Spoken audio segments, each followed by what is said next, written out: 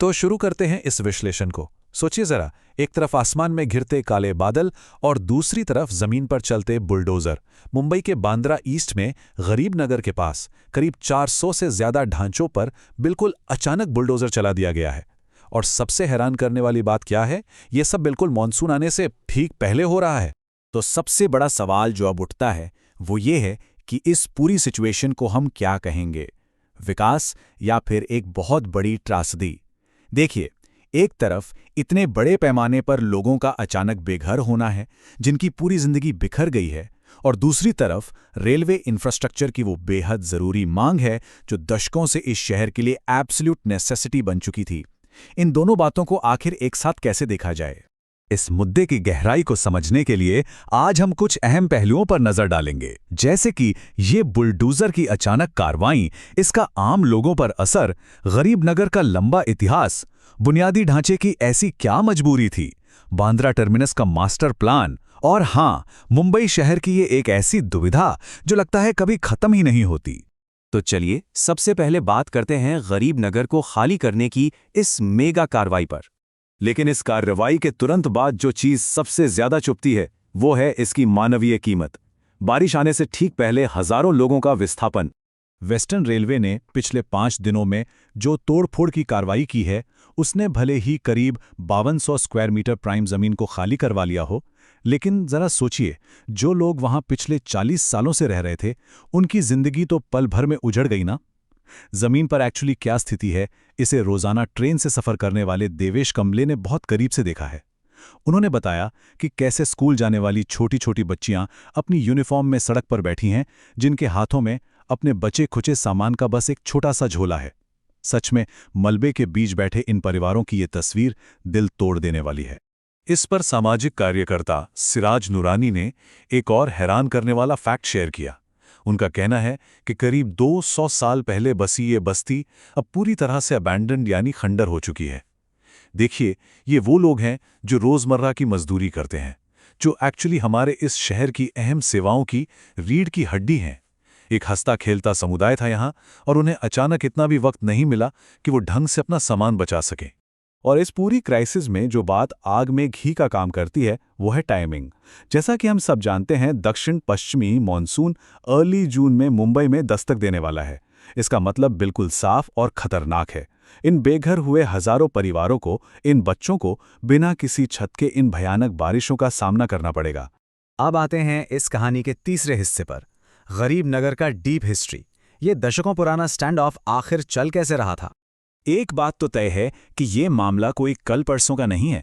Railway tracks के बिल्कुल पास बने ये इल्लीगल ढांचे दशकों से एक बहुत बड़ा फ्लैश पॉइंट रहे हैं।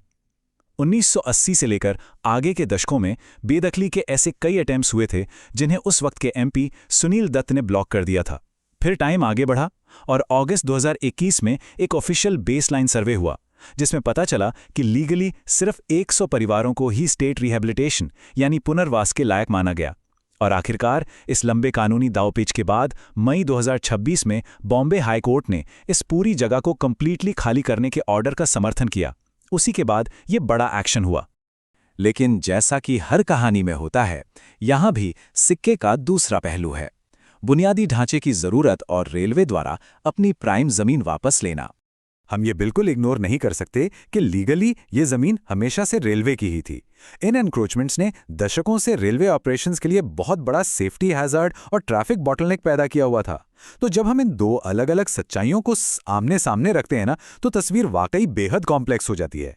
एक तरफ पिछले 40 साल से रह रहे लोगों का अचानक अपना घर खो देना, और दूसरी तरफ यात्रियों की सुरक्षा और शहर के लगातार रुक रहे विकास के लिए लगभग 600 करोड़ रुपए की प्राइम जमीन को खाली कराना। ये कोई छोटी मोटी बात नहीं है। इस सब के बाद सबसे बड़ा सवाल आता है कि आगे क्या? बांद्रा टर्मिनस को एक्सपैंड करने का ये मास्टर प्लान आखिर है क्या? सबसे इंटरेस्टिंग चीज ये है कि इस खाली करवाई गई जमीन का आखिर यूज क्या होने वाला है। देखिए, वेस्टर्न रेलवे का प्लान बहुत ही एम्बिशियस है। ऑफिशियल डॉक्यूमेंट्स के हिसाब से बांद्रा टर्मिनस को अमृत भारत स्टेशन स्कीम में शामिल किया गया है, जिसका सीधा सा मतलब ये है कि इस पुराने स्टेशन को अब एक completely modern multi modal transit hub में डेवलप किया जाएगा। ये अपग्रेड शहर के ट्रांसपोर्ट सिस्टम के लिए एक बहुत बड़ी लीप होगी। और इस स्पेसिफिक प्लॉट की ज़रूरत इसलिए थी क्योंकि इसकी मदद से लगभग 50 नई लॉन्ग डिस्टेंस ट्रेनें शुरू की जा सकेंगी। 50 नई ट्रेनें। इसका सीधा इम्पैक्ट आम यात्रियों पर पड़ेगा। रेलवे का टारगेट है कि आने वाले 3 से 4 सालों में वेट लिस्ट कंप्लीटली ज़ीरो हो जाए, मतलब कंफर्म टिकट ना मिलने की टेंशन अब लगभग खत्म। अगर हम इन ऑपरेशनल अपग्रेड्स की डिटेल्स देखें तो स्केल वाकई मैसिव है। प्लेटफॉर्म्स की संख्या 7 से बढ़ाकर सीधे 10 की जा रही है। ट्रेनों को पार्क करने के लिए नई स्टेबलिंग लाइंस बनेंगी और करीब 45 करोड़ रुपए की लागत से 3 नई पिट लाइंस आएंगी। इन एडवांस्ड पिट लाइंस का सबसे बड़ा फायदा यह होगा कि अब वंदे भारत जैसी हाई स्पीड ट्रेनों का मेंटेनेंस सीधे बंदरा स्टेशन पर ही हो सकेगा। ये अपने आप में गेम चेंजर है। इस मास्टर प्लान को रियलिटी बनाने के लिए एडमिनिस्ट्रेशन बिल्कुल एक्शन मोड में है और स्ट्रिक्ट स्टेप्स फॉलो कर रहा है। सबसे पहले खाली की गई इस 5200 स्क्वायर मीटर जमीन की तुरंत फेंसिंग करना, ताकि दोबारा कोई इंक्रोचमेंट ना हो। जिन ढांचों को रिहैबिलिटेशन मिलना है उनके ऊपरी हिस्सों को बहुत केयरफुल तरीके से डिसमेंटल करना। इसके अलावा बाकी फैसिलिटीज को रिलोकेट करना और सबसे इंपॉर्टेंट, एक नया 18 मीटर चौड़ा एलिवेटेड एक्सेस रोड बनाना, जिससे कम्यूटर्स के लिए स्टेशन तक पहुंचना पहले से कहीं ज्यादा आसान हो जाएगा। और आखिर में ये सब हमें लाकर खड़ा करता है आज की सबसे बड़ी डिबेट पर, मुंबई की शहरी दुविधा, विकास बनाम लोग। अगर हम इस पूरी सिचुएशन का निचोड़ निकालें तो गरीब नगर की ये तोड़फोड़ मुंबई के उस लगातार चलने वाले स्ट्रगल का एक बहुत ही क्लियर एग्जाम्पल है।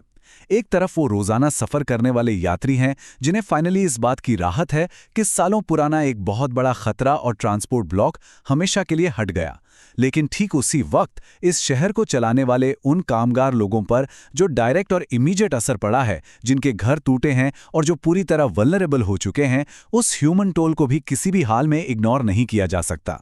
इसलिए जैसे जैसे इस साल का मॉनसून करीब आ रहा है, मैं आप सबको इस एक आखिरी सवाल के साथ छोड़ना चाहता हूं।